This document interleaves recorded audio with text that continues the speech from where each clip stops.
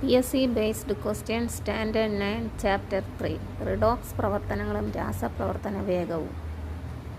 1. രാസപ്രവർത്തനത്തിൽ പങ്കെടുക്കുന്ന പദാർത്ഥങ്ങൾക്ക് പറയുന്ന പേര് എന്താണ്? ഉത്തരം അഭികാരകങ്ങൾ. 2.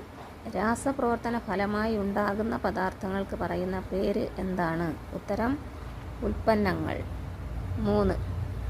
ഒരു രാസപ്രവർത്തനത്തിൽ മാസ് നിർമ്മിക്കപ്പെടുകയോ നശിപ്പിക്കപ്പെടുകയോ ചെയ്യുന്നില്ല. ഈ നിയമത്തിനെ പറയുന്ന പേര് എന്താണ്? ഉത്തരം മാസ് സംരക്ഷണ നിയമം. 4.